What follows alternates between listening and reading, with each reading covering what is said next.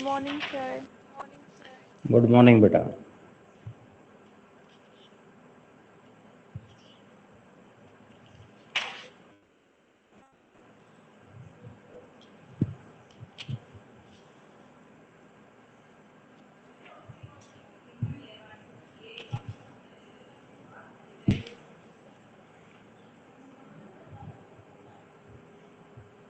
हाँ बेटा, हमें शुरू करना है शहरी केंद्र से, यानी पेज नंबर 178 पे ही है, नीचे जहां गोपुरम दिखाया गया है वहां से इसे स्टार्ट करेंगे।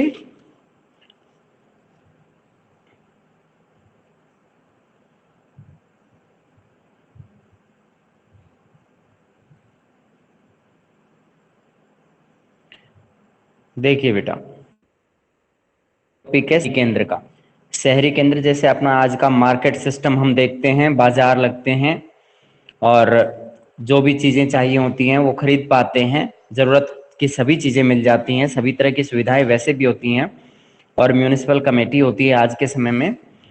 और उस समय के दौरान इस तरह की म्यूनिसिपल कमेटी ना होकर के दूसरे तरह के प्रशासकीय केंद्र के रूप में वहां पे काम किया जाता था। शहरी केंद्र की ओर जाने वाली सड़कों पर चलें तो सामान्य लोगों के आवासों के अपेक्षाकृत कम पुरातात्विक साक्ष्य हैं। यहाँ ये बताया गया है कि जो शहरी केंद्र हैं उसके अंदर आम लोग जहाँ पे रहते हैं, आम लोग मतलब कॉमन पीपल, वहां जहां भी रहते हैं तो उनसे अटैच की जाने वाली जितने भी सड़कें हैं यहाँ पे दिया गया है, शहरी केंद्र की ओर जाने वाली सड़कों पर चलें। यानी शहरी केंद्र जो मेन, एक तरह से हम राजधानी केंद्र और शहरी केंद्र को थोड़ा सा हमें अलग मानना पड़ेगा। यानी एक मार्केट सिस्टम को और दूसरा प्रशासकीय केंद्र से अलग करके समझना होगा।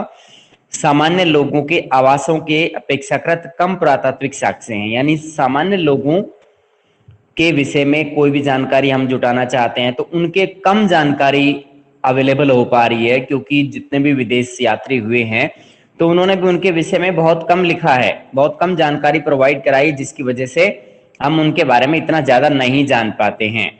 पुरातत्वविदों ने कुछ स्थानों, जिनमें शहरी केंद्र का उत्तर पूर्वी कोना भी शामिल है, में परिष्कृत चीनी मिट्टी पाई है और उनका यह सुझाव है कि हो सकता है कि इन स्थानों में अमीर व्यापारी रहते हों। याद रखिए बेटा कि शहरी केंद्र के उत्तर पूर्वी हिस्से के अंदर यहाँ पे चीनी मिट्टी के बर्तन मिले हैं और चीनी मिट्टी के बर्तन ये प्रूव करते हैं कि शायद, क्योंकि ये उस समय लग्जरियस थिंग्स मानी जाती थी, आरामदायक चीजें मानी जाती थी, अमीर लोग इनको इस्तेमाल करते थे, तो माना जाता है कि शायद ये अमीर व्यापारी यहाँ पे रहते थे। यह मुस्लिम रिहायशी मोहल्ला भी था। याद रखिए ये व्यापारी जो हैं ये मोहम्मडन्स थे, मुस्लिम व्यापारी होते थे। यहाँ स्थित मकबरों और मस्जिदों के विशिष्ट कार्य हैं। मकबरे क्या होते हैं बताओ बेटा? एक दिन मैंने बताया था मस्जिद के अंदर पूजा होती है, याद किया जाता है अल्लाह को, नमाज पढ़ी जाती है मस्जिद में, लेकिन मकबरे में नमाज नहीं पढ़ी जाती है। मकबरा कब होता है? जैसे कोई शासक गुजर जाता है तो उस पर मकबरा बनता है, और अगर कोई सूफी संत गुजर जाता है तो उसके दरगाह बनाई जाती है। तो यहाँ पे मकबरे गुजरने के बाद और इनके अंदर इनकी कब्र होती है मकबरों में, फिर भी उनका स्थापत्य हम्पी में मिले मंदिरों के मंडपों के स्थापत्य से मिलता जुलता है। यहाँ ये क्या पता चल रहा है कि जो आम लोग रह रहे थे उनको सड़कों से जोड़ते हुए यहाँ पे बताया गया था शहरी केंद्र जो है वो, यहाँ पर आम लोगों के बारे में जानकारी यहाँ पे कम मिलती है।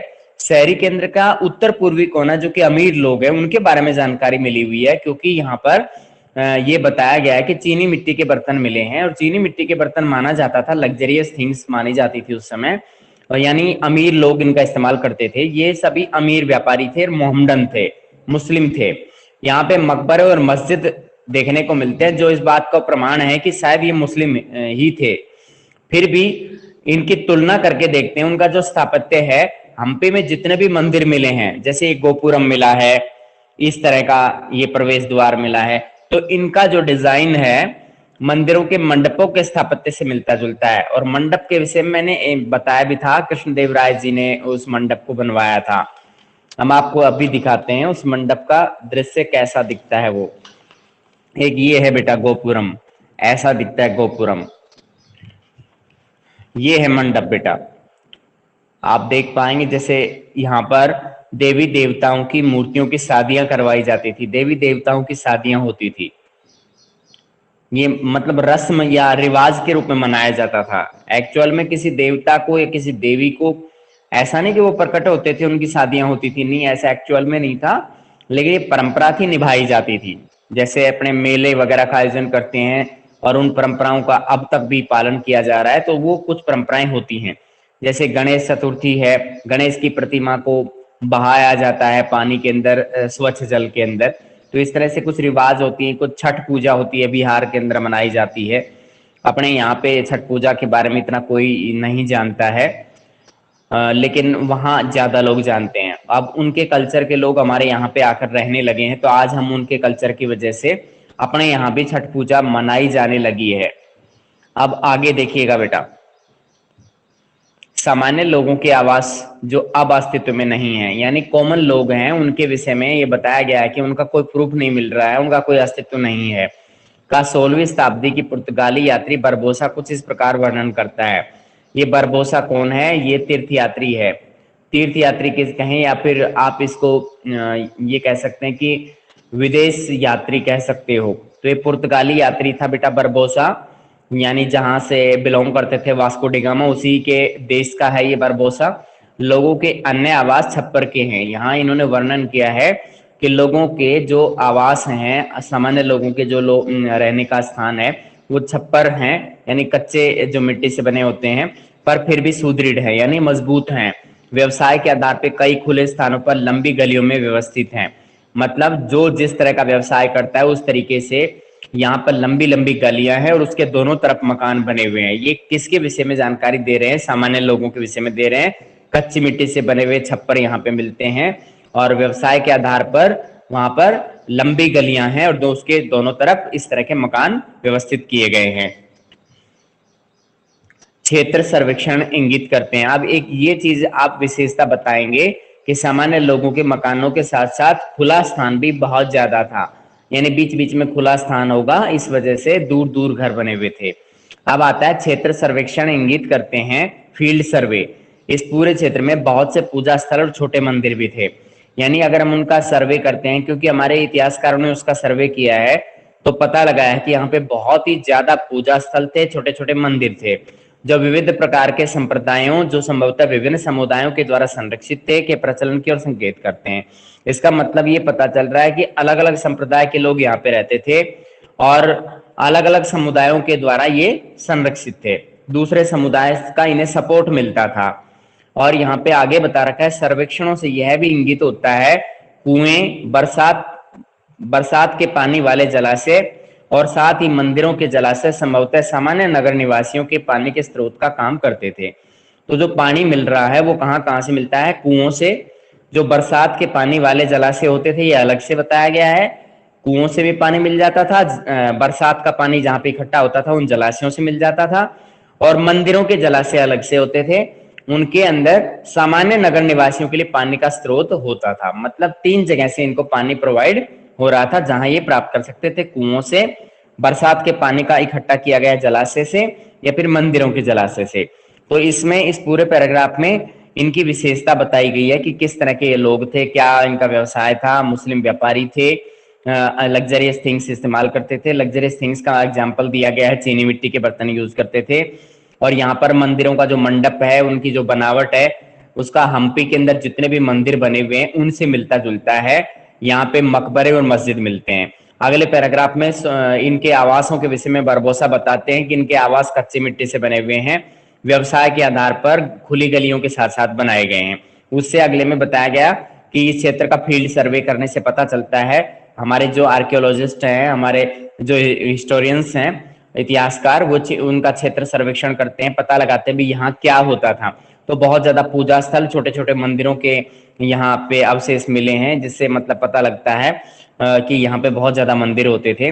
और ये भी बताया गया कि अलग अलग संप्रदायों के लोग यहाँ पे रहते थे, यानी अलग अलग संप्रदायों के द्वारा और अलग अलग तरह के मंदिरों का या फिर उनके मस्जिदों का संरक्षण किया जाता था। और पानी की पूर्ति के बारे में बता रखा है कि कुएं, बरसात के पानी वाले जलाशय, मंदिरों के जलाशय, ये सारा पानी प्रोवाइड करने के लिए होता था। यहाँ आप देख पा रहे होंगे कि इमारत नीचे नजर आ रही है। ये इमारत क्या है? क्या इस मस्जिद में इंडो इस्लामी स्थापत्य के चारित्रिक तत्व विद्यमान हैं? यहाँ पे आपको क्या लग रहा है? क्या हमारी इंडियन, क्या हम अरब कंट्री के अंदर यानी तुर्की जैसे देशों में, अरब कंट्री के अंदर जिस तरह का भवन निर्माण होता है, क्या कोई ऐसा डिजाइन उसमें से वहां यहाँ पे लिया गया है? तो आप देख के बता सकते हैं कि ये भवन किस तरह का है। यहाँ बाकी तो जैसे कि मस्जिद के अंदर जो अहाता होता है वो भी इसी तरह का होता है। इससे प्रूव होता है कि सऊदी अरब की जो स्थापत्य कला है उसको कॉपी किया गया है, यानी उससे सीखा गया है। और इसके पिलर्स भी ये बात बयान करते हैं, जो कि सुंदर सुंदर ऊपर से ढाले गए हैं। ये इस तरह का जो डिजाइन होता था वो वहीं पर इस्तेमाल किया जाता था। अब यहाँ पे अलग अलग चीनी मिट्टी के बने हुए बर्तन के टुकड़े आप देख पा रहे होंगे। जैसे कि आपने सुना होगा, जैसे अचार वगैरह डालने के लिए बरनी वगैरह होती हैं, तो वो इस तरह की ही बनी होती हैं। तो चीनी मिट्टी के बर्तनों के टुकड़े मिले हैं, इसका मतलब उन्होंने इस तरह के बर्तन यूज किए थे, और इसका मतलब वो लग्जरियस थिंग्स का इस्तेमाल करते थे। आज के समय में तो ये चीजें कॉमन है, लेकिन उस समय सब लोग नहीं इस्तेमाल कर पाते थे। आपके विचार में टुकड़े मूलतः किस प्रकार के बर्तनों का हिस्सा थे? यानी आप अंदाजा लगा के देखें तो ये किस तरह का बर्तन यहाँ पे ये हो सकता है। अब आता है उत्खनित पटरी का एक भाग। उत्खनित पटरी मतलब एक ऐसा क्षेत्र जहां पर जैसे कोई सड़क है तो उसकी खुदाई करके, और खुदाई करने के बाद इस तरह का दृश्य यहाँ पे दिखाई पड़ रहा है। विजयनगर के अंदर एक मस्जिद है, ये आपकी मस्जिद है बेटा, मोहम्मडन्स की मस्जिद है ये। इसी वजह से मैंने बताया था कि अरब कंट्री का काफी हद तक यहाँ पे देखने को मिल रहा है। मतलब उसका जो स्टाइल है वो काफी हद तक इसके अंदर कॉमन है, बिल्कुल लिया गया है उस वहां से। अब आता है बेटा राजकीय केंद्र, यानी जहां से शासन प्रशासन चलाया जाता है, अधिकारी बैठते हैं, कृष्णदेव राय या दूसरे जो भी शासक रहे हैं, तो वो किस तरीके से कानून बनाते हैं, कैसे डिसीजन लेते हैं, उनके राजकीय केंद्र में किस तरह के भवन बने हुए थे, राजकीय केंद्र जो कितना बड़ा था, ये सब जानकारियां कुछ हम यहाँ पे पढ़ने वाले हैं। राजकीय केंद्र बस्ती के दक्षिण पश्चिमी भाग में स्थित है। राजकीय केंद्र मतलब जो पॉलिटिकल सेंटर है, या आप कह सकते हो कि जो ये मतलब इसको कह सकते हैं आप राजकीय केंद्र को की राजधानी, यानी ये जो राजधानी है बस्ती के दक्षिण पश्चिमी भाग में स्थित था। बस्ती कौन सी है? ये बस्ती विजयनगर विजयनगर के दक्षिण पश्चिमी भाग में स्थित था। हालांकि इसे राजकीय केंद्र की संज्ञा दी गई है। याद रखिएगा, इस राजकीय केंद्र को क्या नाम मिला है? इसको एक तरह से ये राजधानी है, और इसको राजकीय केंद्र की संज्ञा ये लोग देते हैं। पर इसमें 60 से भी अधिक मंदिर सम्मिलित होते थे, यानी उस समय इतने ज्यादा मंदिर यहाँ पे बने हुए हैं। इस बात का प्रमाण मिला है, 60 से भी अधिक मंदिर यहाँ पे थे। मंदिरों और संप्रदायों को प्रश्रय देना शासकों के लिए महत्वपूर्ण था, और इन देवस्थलों में प्रतिष्ठित देवी देवताओं से संबंध के माध्यम से अपनी सत्ता को स्थापित करने और वैधता प्रदान करने का प्रयास कर रहे थे। यहाँ क्या बताया गया है कि मंदिरों और संप्रदायों को सपोर्ट कौन करना चाहता था? शासक करते थे, यानी कोई भी ग्रांट देनी है, जमीन देनी है, तो वो करते थे। तो देवस्थलों के अंदर जो भी देवी देवताओं की प्रतिमाएं थी या देवी देवताओं की जो पूजा थी, तो उसमें ये जो शासक होते थे वो अपना एक रिलेशन कायम कर लेते थे, यानी वो पूजा करने लग जाते थे। यानी वहां भी देवी देवताओं से अपने संबंध के माध्यम से, यानी ये दिखाने का प्रयास करते थे कि जिस देवी देवता की पूजा आम जनता ज्यादा करती है, उसी देवता की पूजा शासक भी करते हैं, और वैधता प्रदान करने का प्रयास कर रहे थे। यानी उस समय क्योंकि इन्हीं के हाथ में सब कुछ होता था, तो वैलिडिटी भी यही प्रदान करते थे कि भी किस देवी देवता की पूजा किस एरिया में होगी और किस तरह के मंदिर बनाए जाएंगे। आगे आता है लगभग 30 संरचनाओं की पहचान महलों के रूप में की गई है। यानी ऐसे इस तरह के प्रूफ मिलते हैं कि वहां पर 30 संरचनाएं, 30 स्ट्रक्चर्स मिले हैं जो खुदाई करने से पता चले होंगे कि अपेक्षाकृत बड़ी संरचनाएं हैं जो अनुष्ठानिक कार्यों से संबंध नहीं होती थी। यानी इनका किसी यज्ञ वगैरह से, विधि विधान से, अनुष्ठान से कोई लेना देना नहीं है, और ये 30 संरचनाएं महलों के रूप में इनको माना जाता है। शायद यहाँ पर बोलो बोलो बोलो सर, ये रिपीट कर दो, राजकीय केंद्र। ठीक है बेटा। राजकीय केंद्र के बारे में भी बताया गया है कि राजकीय केंद्र क्या, इसकी जो लोकेशन है वो दक्षिण पश्चिमी भाग में थी। यहाँ ये भी बताया गया है कि 60 से अधिक मंदिर इसके अंदर बने हुए थे, और यहाँ पे शासकों का एक विचारधारा होती थी कि जिसकी आम जनता पूजा करेगी उसी की ये पूजा करेंगे, ताकि आम जनता इनके सपोर्ट में आए और ये उनसे मिलजुल के रह पाए, यानी उनपे भी इनका प्रभाव दिखाई दे। तो यहाँ पे देवी देवताओं के माध्यम से अपनी सत्ता को स्थापित करना, यानी जिस देवी देवता की पूजा आम जनता करती उसी की ये पूजा करने लग जाते थे। तो इससे आम जनता में एक सही मैसेज दे जाता था कि ये उनके धर्म का आदर करते हैं, और उसको वैधता भी प्रदान करने का प्रयास कर रहे थे। यानी आम जनता का सपोर्ट जिसके साथ रहेगा उसी को तो वैधता मिलेगी सोसाइटी के अंदर। सोसाइटी में जो चीज होती है तो उसको सारी जनता सपोर्ट करने को आगे आती है, उसे वैध चीज कहा जाता है। जैसे कि अपने समाज के अंदर कई तरह की शादियां प्रचलित होती है, लेकिन सबसे ज्यादा जो मतलब मान्यता मिलती है वो है अरेंज मैरिज को, यानी माता पिता जहां रिश्ता तय करते हैं वो ज्यादा ठीक समझा जाता है। तो यहाँ पे वैधता, हम अगर समझे वैधता होती क्या है, तो हमारा सोसाइटी जिस चीज को वैलिड मान लेता है, मान्यता प्रदान कर देता है, उसको हम वैध कहेंगे। तो यहाँ ये भी यही दिखाने का प्रयास करते थे कि शासक कि आम जनता उनको सही माने, आम जनता उनके प्रशासन को, शासन को ठीक माने, उनको सपोर्ट करे। कोई कानून बना दिया गया है तो उसको वो लागू करवाने में देर ना करें और उसको सपोर्ट करें, कानून को भी सपोर्ट करें। लगभग 30 स्ट्रक्चर यहाँ पे ऐसे प्राप्त हुए हैं, कुछ इस तरह के जैसे खुदाई के दौरान अवशेष प्राप्त हुए हैं बिल्डिंग्स के, जिससे पता चलता है कि यहाँ पे अनुष्ठान वगैरह तो नहीं होते होंगे। अनुष्ठान का इस्तेमाल इसके लिए नहीं होता था। अनुष्ठान मतलब धार्मिक यज्ञ वगैरह कुछ नहीं होते थे इन राजमहलों के अंदर। इस तरह का प्रमाण नहीं मिला है, क्योंकि यहाँ अनुष्ठान के लिए जगह नहीं है। इन संरचनाओं तथा मंदिरों के बीच एक अंतर यह था। अब हमें ये ध्यान रखना है कि जो संरचनाएं मिली हैं वो तो महलों की हैं, और मंदिरों के बीच ये अंतर था कि मंदिर पूरी तरह से राजगिरी से निर्मित थे, यानी बहुत ही सुंदर कलाकृति का इस्तेमाल करते हुए मंदिरों को बनाया जाता था। जबकि धर्मेंद्र भवनों की अधिरचना विकारी वस्तुओं से बनाई गई थी। विकारी वस्तुएं कैसी होती हैं? जो मतलब बहुत ज्यादा यूज की नहीं है, जो फेंक दी गई है, जो जिनका इस्तेमाल कोई नहीं ले रहा है, तो उन्हें विकारी वस्तुएं माना जाता है। तो अधिरचना का मतलब होता है नींव, यानी जो भी धर्म से अलग, धार्मिक जो प्रक्रिया है उससे अलग कोई भी भवन बनता था तो उसके अंदर इस तरह की विकारी वस्तुओं का इस्तेमाल करके उसे बनाया जाता था। यहाँ आप एक चित्र दिया गया है, ये है महानवमी डिब्बा का चित्र। देखिए एक मंच की स्टाइल में एक चित्र है, यहाँ पे आप देख सकते हैं, एक काफी बड़ा मंच है ये सभा मंडप तथा महानवमी डिब्बा, जिसे पेश संयुक्त रूप से विजय का भवन की संज्ञा देता है।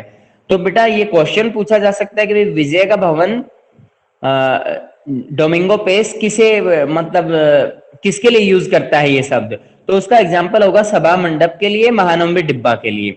इसके विषय में वह लिखता है कि संरचनाओं के एक के ऊपर एक दो मंच हैं, यानी यहाँ पे दो टाइप के मंच आपको नजर आ रहे होंगे कि नीचे से लेवल बना रहा है, एक ऊपर से बना रहा है। तो इस तरह का है, मुख्य रूप से दो ही पार्ट हैं इसके। सुंदरता से चित्रित किया गया है इस महानवमी डिब्बे पर, और ऊपरी मंच पर इस विजय के भवन में राजा ने कपड़े से बना एक कमरा बनवाया है, यानी कपड़े से बनाया गया है एक कमरा विजय भवन के अंदर। यही विजय भवन भी माना जाता है, क्योंकि ये लोग विजय का भवन इसे मानते थे। जहां मूर्ति का एक पूजा स्थल है, एक अन्य में बीच में एक चबूतरा रखा हुआ है जिस पर राज्य का सिंहासन खड़ा हुआ है। मुकुट और राज की पायल यहाँ पे अवशेष के रूप में प्राप्त किए गए, जिससे पता चलता है कि शायद ये मतलब राजाओं के इस्तेमाल की चीज रही होगी, और यहाँ पे अनुष्ठान वगैरह भी होते होंगे। यहाँ महानवमी डिब्बा के आकार प्रकार को आप देख सकते हैं, ऐसा है। और ये महानवमी डिब्बा पर उत्कीर्णित चित्र, यहाँ पे बहुत ज्यादा चित्र बने हुए हैं। यहाँ आप देख सकते हैं इस दीवार पर कंप्लीट पर इस तरह के चित्र बने हुए हैं। ये इसमें क्लियर आपको नजर शायद नहीं आ पाएगा, लेकिन इसमें बहुत सुंदर सुंदर डिजाइन बनाने की कोशिश की गई है। अब आता है बेटा आगे महानवमी डिब्बा। सर ये रॉयल हाँ बोलो। रॉयल सेंटर का सेकंड पैराग्राफ दोबारा बता दो। ओके, रॉयल सेंटर राजकीय केंद्र कहाँ है बेटा? जो इस पिक्चर से नीचे है, ठीक है। ओके, राजकीय केंद्र के विषय में बेटा सेकंड पैराग्राफ बताना है ना बेटा। Yes sir. इसके अंदर ये है 30 स्ट्रक्चर्स मिले हैं जिनके बारे में माना जाता है कि शायद ये 30 महल थे। और ये संरचनाएं कैसी हैं? ये छोटी संरचनाएं नहीं है, बहुत ही बड़ी बड़ी संरचनाएं होती हैं। ये तो सभी जानते हैं कि महल होते हैं तो छोटे नहीं होते हैं, बहुत बड़े बड़े महल बनाए जाते हैं। तो इसके लिए ये बता रखा है कि जो ये महल बने हुए हैं इनका कहीं अनुष्ठानों से कोई संबंध नहीं है, धार्मिक अनुष्ठान से इनका कोई रिलेशन नहीं है। और आगे बता रखा है कि जो ये संरचनाएं हैं और मंदिरों के अंदर अंतर है। मंदिर के अंदर सजावटी जो मिस्त्री वगैरह होते थे वो बहुत ही सुंदर सजावटी काम करते थे, चित्र भी बनवाते थे उसके अंदर, और बहुत सुंदर डिजाइन देने की कोशिश करते थे, गुंबद वगैरह बनवाते थे, पिलर्स का यूज करते थे और देखने लायक मंदिर बनते थे। और जबकि धर्म के अलावा दूसरे जो भवन होते थे उनका यूज जो है विकारी वस्तुएं कच्चे माल के रूप में इस्तेमाल करके उन भवनों को बनाया गया था। बस इतना ही है बेटा इसमें। अब आप आगे चलें। 4.1 महानवमी डिब्बा, इससे संबंधित क्वेश्चन अलग से भी पूछ लिया जाता है। ये धार्मिक परंपरा को निभाने के लिए मेन जो इसका काम है, अनुष्ठान को संपन्न करने के लिए, मीटिंग वगैरह आयोजित करने के लिए महानवमी डिब्बा का इस्तेमाल शायद होता होगा। इस क्षेत्र की कुछ अधिक विशिष्ट संरचनाओं का नामकरण भवनों के आकार और साथ ही उनके कार्यों के आधार पर किया गया है। यानी जो अलग अलग स्पेसिफिक जो स्ट्रक्चर्स मिली हैं, विशिष्ट संरचनाएं जो मिली हैं, उनका जो नाम रखा गया है वो भवनों के आकार पर रखा गया है। भवनों का आकार छोटा है, बड़ा है, कैसा है, मध्यम है। साथ ही उनके काम पे भी डिपेंड करता है कि वो किस काम के लिए इस्तेमाल वो भवन होता है। अगर काम सरकारी किसी काम में हो रहा है तो उसको उस तरह का नाम दिया जाएगा। राजा का भवन नामक संरचना अंतः क्षेत्र में सबसे विशाल है। राजा का भवन नाम की जो बिल्डिंग है वो अंतः क्षेत्र वह होता है जहां पे परिवार रहता है, राजा का परिवार रहता है। इसमें महिलाएं रहती हैं, रानियां रहती हैं, और परंतु इसके राजकीय आवास का होने का कोई निश्चित साक्ष्य नहीं मिला है। यानी इस चीज का प्रूफ नहीं मिला है कि ये मतलब राजा का जो भवन है ये राजकीय आवास रहा होगा। इसके दो सबसे प्रभावशाली मंच हैं जिन्हें सामान्यतः सभा मंडप और महानवमी डिब्बा कहा जाता है। यानी यहाँ पे दो प्रकार के मंच मिलते हैं। एक मंच का नाम है सभा मंडप, यानी यहाँ पे मीटिंग आयोजित करते थे। महानवमी डिब्बा, ये बेटा महानवमी जैसे कि आप जानते होंगे नवरात्रे होते हैं, ये उसी से जुड़ा हुआ है, ये कोई अलग नहीं है बेटा। ये नवरात्रे होते हैं, जैसे कन्याओं को खाना खिलाया जाता है, वो सब परंपराएं इसमें होती हैं महानवमी डिब्बा के। उस समय होती थी, आज के समय में तो कुछ थोड़ा बहुत प्रूफ मिल रहे हैं। पूरा क्षेत्र ऊंची दोहरी दीवारों से घिरा हुआ है, यानी 2 लेयर हैं बेटा। सभा मंडप और महानवमी डिब्बे के बाहर उसको घेरा लगाते हुए 2 दीवारें घेरी गई हैं। इनके बीच में एक गली है। सभा मंडप एक ऊंचा मंच है जिसमें आसपास निश्चित दूरी पर लकड़ी के स्तंभों के लिए छेद बने हुए हैं। यानी सभा मंडप एक ऐसा मंच है जिसमें उसके आसपास का और एक निश्चित दूरी पर, बिल्कुल पर्टिकुलर 10 फुट पे है या 15 फुट पे है या 20 फीट पे है, जो भी वो रखना चाहेंगे, इस तरह का एक अनुपात उन्होंने रखा है। निश्चित दूरी पर लकड़ी के स्तंभों के लिए छेद बने हुए हैं कि शायद उसमें लकड़ी को खड़ा करके एक स्तंभ की जगह इस्तेमाल होता था। इसमें दूसरी मंजिल जो इन स्तंभों पर टिकी हुई थी तक जाने के लिए सीढ़ी बनी हुई थी, यानी दूसरी मंजिल पे जाने के लिए सीढ़ियों का इस्तेमाल। और ये लोग बता रहे हैं कि इन स्तंभों पर ये टिकी रहती थी। स्तंभों के एक दूसरे से बहुत पास होने से बहुत कम खुला स्थान बचता होगा, यानी इतना कम एरिया बचता होगा कि इनके पास में अपने खेतों के अलावा बाहर किसी के खेत या वो बाहर किसी के एरिया को वो केयर नहीं कर सकते थे। इसलिए स्पष्ट नहीं है कि यह मंडप किस प्रयोजन के लिए बनाया गया था। इसलिए क्लियर नहीं हो पाया है कि जो इस तरह के मंडप हैं वो किस यूज के लिए बनाए गए थे। ठीक है बेटा, अब आगे देखिएगा। इसमें ये सभा मंडप और महानवमी डिब्बा को आप, हाँ बोलो सर, ये धर्मेत्र भवन कौन से भवन होते हैं? बेटा धर्मेत्र भवन वे भवन होते हैं जो धार्मिक कार्यों में इस्तेमाल नहीं होते हैं। धर्म के अलावा दूसरे कार्यों में इस्तेमाल होने वाले, जैसे प्रशासनिक कार्यों में इस्तेमाल होने वाले हैं, राजधानी केंद्र में बहुत से ऐसे भवन मिल जाएंगे क्योंकि राजधानी के अंदर हर तरह का कार्यालय होता है। तो यहाँ ये बताने की कोशिश की गई है कि सभा मंडप और महानवमी डिब्बा है डेफिनेटली नवरात्रों से जुड़ा हुआ है। उसकी पूजा जैसे अपने यहाँ पे 9 दिन मनाया जाता है, फिर उसकी पूजा होती है, लड़कियों को खाना खिलाया जाता है, तो इस तरह का उस समय भी रिवाज था। और सभा मंडप का काम था बेटा मीटिंग वगैरह आयोजित करना, यहाँ मीटिंग होती थी। शहर के सबसे ऊंचे स्थानों में से एक पर स्थित महानवमी डिब्बा एक विशालकाय मंच है। यानी महानवमी डिब्बा कैसा स्थान है, एक बहुत ही विशालकाय मंच है। इसकी लंबाई है, चौड़ाई है, बहुत ज्यादा है, जो लगभग 11,000 वर्ग फीट के आधार से 40 फीट की ऊंचाई तक जाता है। यानी 11,000 वर्ग फीट इसकी चौड़ाई है, इसका आधार है, आधार मानिए 11,000 वर्ग फीट का, और 40 फीट की क्या रखा गया है, इसकी ऊंचाई, यानी इसकी जो हाइट है वो 40 फीट रखी गई है। ऐसे साक्ष्य मिले हैं जिसमें पता चलता है इस पर लकड़ी की संरचना बनी थी। मंच का आधार उभारदार उत्कीर्ण से फटा पड़ा है। यानी जो भी मंच बना हुआ है उस तरह का जो मंच है वो उस पे उभारदार उत्कीर्णन किया गया है, यानी चित्र बाहर की तरफ उभरा हुआ है और तब उसको डिजाइन दिया गया है। इस संरचना से जुड़े हुए, जैसे कि चित्र में के जरिए आप देख सकते हैं कि जितने भी चित्र बने हुए हैं उन चित्रों के अंदर आकृति जो है वो बाहर निकली हुई मंजूर होती है या दिखाई पड़ रही है।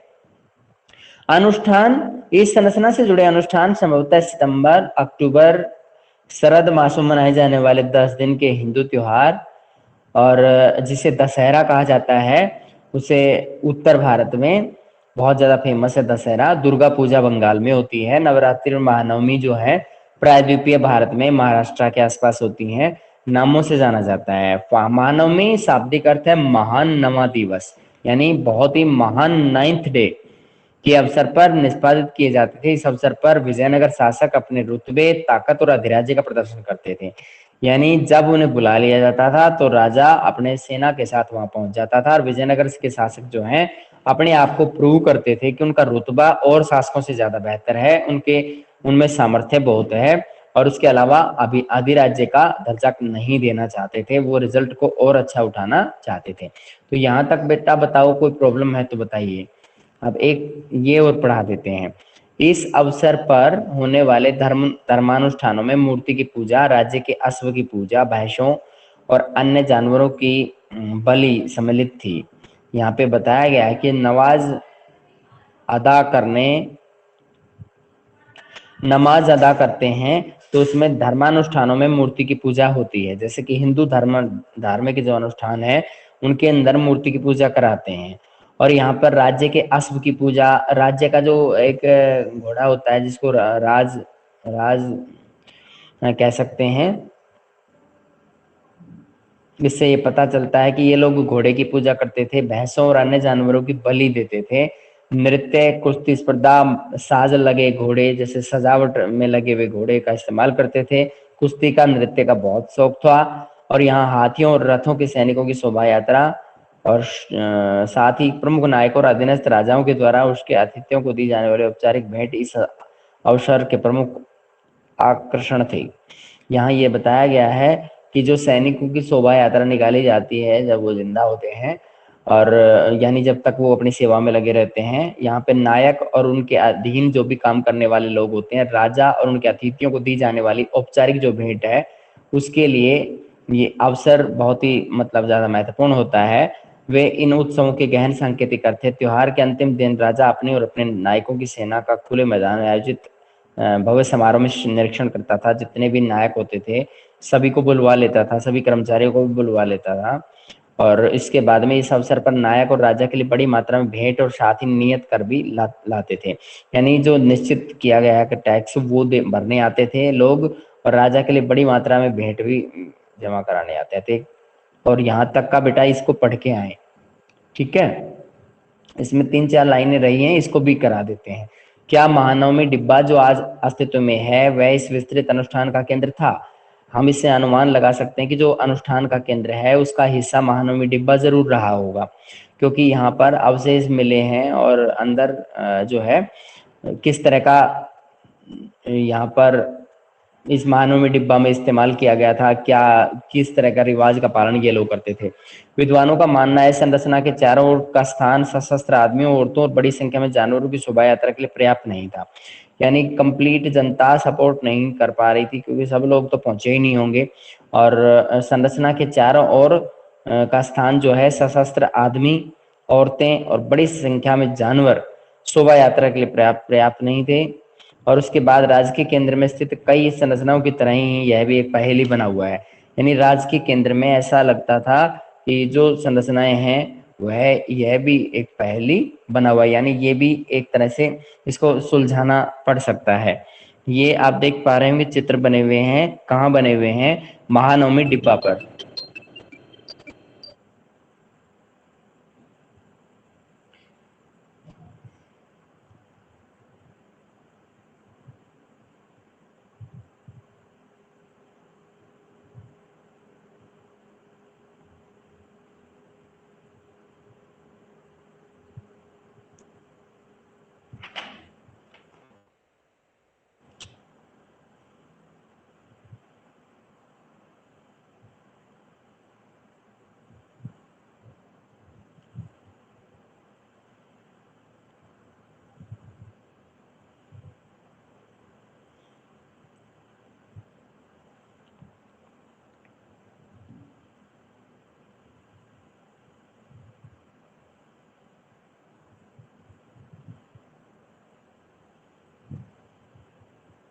ये महानवमी डिब्बा बेटा हो सकता है कि किसी धार्मिक अनुष्ठान के लिए इस्तेमाल होता था या मीटिंग वगैरह आयोजित करने के लिए। सभा मंडप का भी इसी के साथ साथ विवरण मिलता है।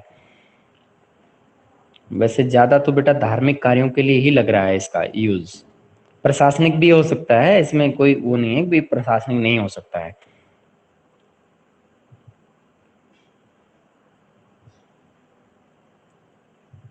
लेकिन इतना कंफर्म नहीं हो पाया है, क्लियर नहीं है कि ये यूज क्या होता था बेटा।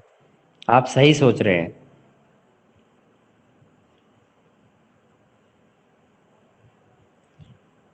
ठीक है बेटा, यहाँ पे आप देख सकते हैं डायग्राम बना हुआ है।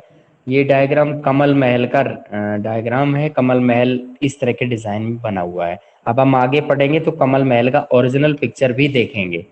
तो यहाँ तक का टॉपिक पढ़ें बेटा। और जो पीछे की जो वीडियोस होती हैं वो आपके इसमें क्लास वर्क में भी होती हैं। और आप वहाँ पे जो अपना CR एप्लीकेशन है वहाँ भी उन वीडियोस में उनको ढूंढ सकते हो। वहाँ उनको देख के आप पिछली कोई क्लास को रिपीट करना चाहते हैं तो कर सकते हैं। और बेटा अपना कंटिन्यू अपनी बुक का अरेंजमेंट देखिए सभी बच्चे कर लें। इसके लिए कोई एक्सक्यूज नहीं होना चाहिए, 12th क्लास है बेटा। और जो भी काम दिया जाता है सीरियसली, खास तौर पे एनसीईआरटी बुक को जरूर जरूर पढ़ें बेटा, तभी क्लियर होगा। क्योंकि हर जितनी भी हेडिंग है उनमें से किसी भी हेडिंग पर क्वेश्चन आ जाएगा।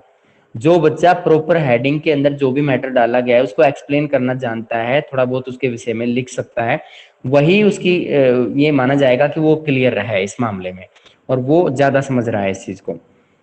अब आप लीव कर सकते हैं, प्रॉपर तरीके से पढ़ें बेटा। Thank you sir. Thank you sir. Okay बेटा,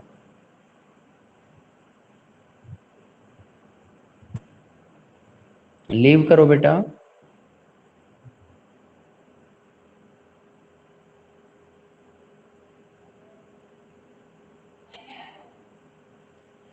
अंकिता लीव करो।